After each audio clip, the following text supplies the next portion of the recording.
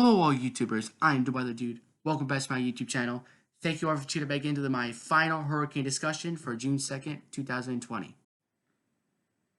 Before I get on with today's video, however, I would ask that you please do subscribe because sadly, tons of my watch time has been coming from unsubscribed viewers. We are on our way to our next goal of 600 subscribers, and thank you guys so much, by the way, for 500 subscribers. Let's get to our next goal of 600 subscribers, alright? So please do subscribe, and also, this applies to every single one of you, please watch the whole video as well as liking and sharing the video. Thank you. Now let's get on with today's video.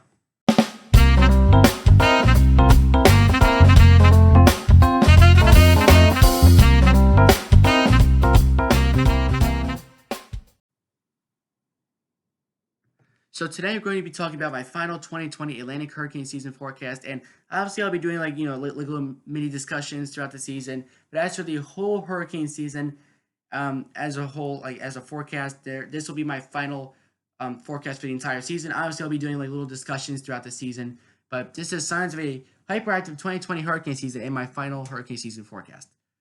Right, so again, this is why you stay for the whole video, to get the best weather content out there. And let me just pull up my drawing utensil here. And again, here's my final hurricane outlook number 8. And my final forecast is 15 to 21 named storms, 8 to 12 hurricanes, and 3 to 7 major hurricanes, as well as 3 to 7 U.S. impacts. AccuWeather says 14 to 20 named storms, 7 to 11 hurricanes, and 4 to 6 major hurricanes, as well as 4 to 6 impacts. All right, so AccuWeather and my forecasts are both very interesting. Colorado State University, there are 16 named storms, 8 hurricanes, 4 major hurricanes. The Weather Company has 18 named storms, 9 hurricanes, and 4 major hurricanes. I like to do a range because it's better, because I don't just want to slap one number out there because I just don't feel like that's smart. I like to put a range on the numbers. Seasonally, we get 12 named storms, 6 hurricanes, 3 major hurricanes, and looking at the data for the last 10 years, I see about 2 to 4 named storms we usually get every year, but that's just from my perspective. Penn State, 15 to 24 named storms. They don't do a hurricane forecast yet. I don't know why. North Carolina State here, 18 to 22 named storms, 8 to 11 hurricanes, 3 to 5 major hurricanes. If we look at NOAA, or NOAA's forecast, 13 to 19 named storms here, 6 to 10 hurricanes, and 3 to 6 major hurricanes. And last year, 18 named storms, 6 hurricanes, 3 major hurricanes, and 5 storms impacted the United States last year. Now let's look at some data here. All right, if we go to June, all right, so again, this is now, and again, you could just see that how a lot of the models here are indicating a negative neutral phase. So those of you that do not know, this is El Nino. This is what we call positive neutral. This is negative neutral. This is La Nina. Positive neutral, negative neutral. Either way, it's neutral. All right, it's not going to be an El Nino, and that's what counts into determining our hurricane season here. And a lot of the models are trending towards a neutral or La Nina, or even both at some point. You look at July here. A lot of the models, NASA, NOAA, Kansas, the Bureau of Meteorology model at the top there, definitely looking like a lot. The European, the METEO, and the JMA are kind of hovering around the zero line, but either way, we're going to be definitely in a neutral phase, and we already are by July. By August, all the models do turn to the left here, so we are behind the zero line now, heading towards La Nina, which a lot of the models have, and the combination of all the models, what's called the mean, is negative 0.4. So that's interesting. All right, negative 0.6 there for the mean by September, because all the models, 2 models, or at least 5 models, are indicating a La Nina at this point in September. We look to October now, and you can just see pretty much all the models, actually, yeah, pretty much, maybe not the JMA, but all the models now are pretty much in a La Nina phase by October. So, like I said, you might be thinking, well, only 2 models or 3 models are crossing the blue line. Yeah, but by Bureau of Meteorology standards in Australia, they say negative 0.8 is La Nina and 0.8 is La Nina, or El Nino. Really, in U.S., it's negative 0.5 is La Nina and 0.5 is El Nino. However, it does have to be there for a decent amount of time. It can't just touch 0.5 once and say, oh, it's El Nino. No, it can't happen. It has to be there for a longer period of time. Otherwise, it'd be just a coincidence. All right, so there's your models trending towards La Nina by October. We see a deep trend here. Here's the latest spaghetti models here in terms of the Nina 3-4 region. And you can see that we could be in a La Nina as early as late August into September, which a lot of the models do indicate at least a neutral. As long as we're in a neutral, because 2005 was the most active hurricane season on record, and that was a neutral year. So it doesn't have to be a La Nina to have a neutral year. La Nina or neutral can both result in active hurricane seasons. it's going to be a toss pretty much. All right, we're going to be at negative 0.9, negative 0.8 September through November here, but the chances for neutral and La Nina are both decently, they're both pretty much equal to each other, as opposed to El Nino that we have no chance for. Nino 3-4 SST anomalies. All right, let me just change my color real quick. June, again, negative 0.2, although we've been getting a lot lower than that. You'll see it later in the video. Negative 0.4 degrees below average temperature by August, and even 0.7 below by October. So you can see how we're trending down here.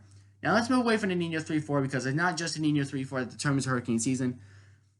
We look at the ocean water. All right, let's change back to black now because when the background is black, it's hard to draw. This is June 2nd here, latest sea surface temperature anomalies. And again, much of the Caribbean, much of the Western Atlantic. I can't say Southwestern Atlantic because that'd be a whole different place. But the Western Atlantic part, much of the Gulf, all right, except for the central part, but much of the Gulf here, above average ocean water. And when you look at the actual ocean water temperatures, you can see that we're well into the mid-upper 80s here for the Caribbean, Southern Gulf, much of the Gulf of Mexico. Actually, all of it now is the water is 80 degrees plus. And by the way, here is Tropical Storm Cristobal, and it's forming and moving north. If you have not watched that video, please do check it out on the top right corner of your screen, appearing now after this video. All right, so again, here's Western Atlantic. Here's your Gulf Stream getting pretty warm as well into the 80s as well. All right, if you look at the ocean temperature anomalies out in the tropical Atlantic now, because believe it or not, all right, month and a half, 2 months, we're going to start to see activity forming out here.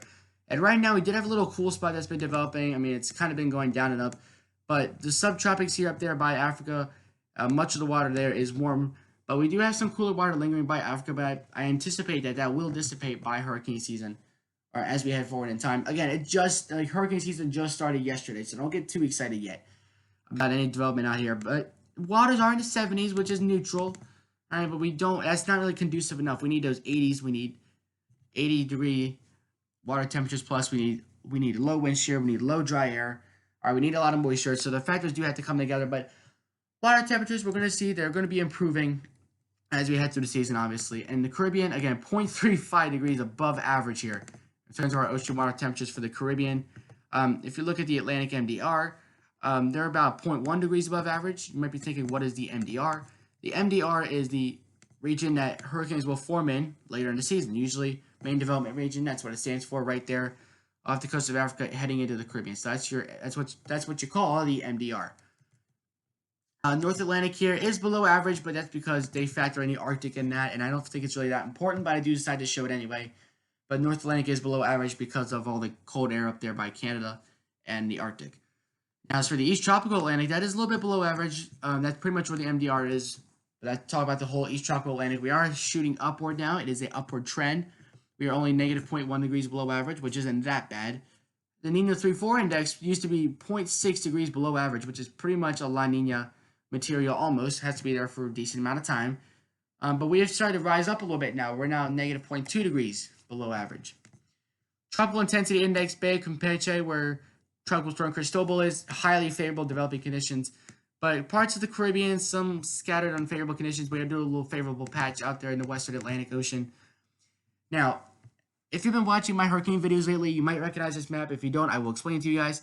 And what this is the 26.5 degree isotherm.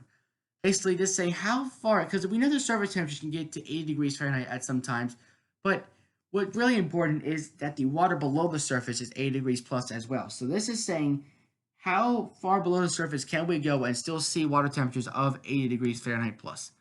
And for that, in some parts of the Caribbean, we can go 150 meters, which is well over 450 feet underground, and still under the sea, I should say, and still find waters of 80 degrees Fahrenheit plus. So that's pretty impressive. In terms of the cyclonic heat, Northwestern Caribbean, we definitely had that across much of the Caribbean. On the TCHP values, 100 plus, which is very, very conducive for tropical development. Same map I just showed you the first time. All right, same one as this. And now we're in the Gulf of Mexico, now the Caribbean. Gulf of Mexico, you can usually go about 50 to 100 meters deep, so maybe 150 to 300 feet underwater, and still find some 80-degree waters, which is not bad. Healthy enough that those waters are warm enough for development. Again, we have seen some cyclonic heat build where Cristobal is. We're starting to see some cyclonic heat from the Caribbean spill out into the Gulf of Mexico. They usually like to happen this time of year, courtesy of the Gulf Stream. Now, looking at where Cristobal is, there's Cristobal again, but there's no dry air really in general. And there's no dry air on the Western Caribbean, Gulf of Mexico. Not much dry air in the tropical Atlantic either. There is some; it's a decent amount, but for this time of year, there should be a lot more dry air than this. There is a lot of wind shear, however, not where Cristobal is sitting, but in general across the Caribbean and Western Atlantic, there is a decent amount of shear. But again, we still got months, at least 1.5 or 2 months before we start to see activity come off of Africa and start to develop. Now, in terms of Caribbean wind shear, we are a little bit above average. All right, there's June. We are a little bit above average, all right, but not by much. So we do have some above average shear. And let's look at the tropical Atlantic. And again, their wind shear is just below average. So that's a trend we are looking for here when determining our hurricane season.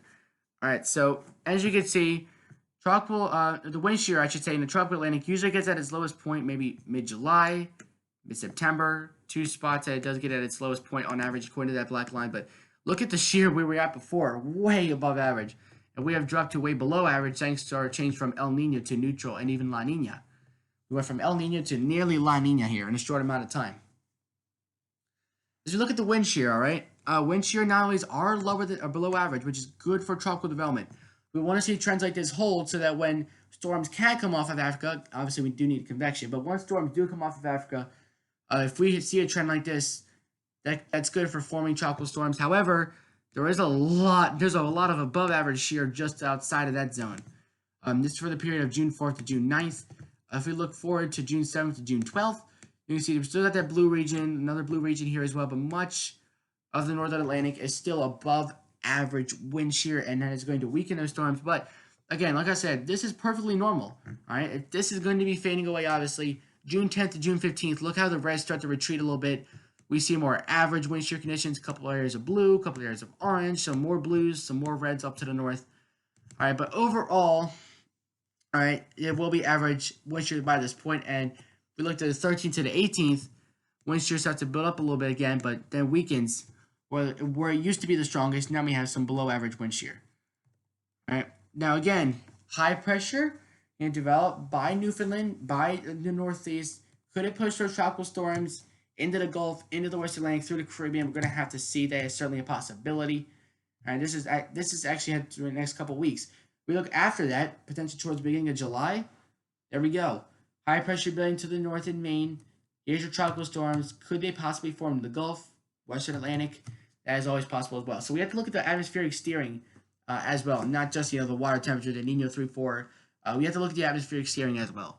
So that's it for today's video. Thank you guys for watching. I am the Weather Dude, signing off. Till next time. Thank you guys for watching.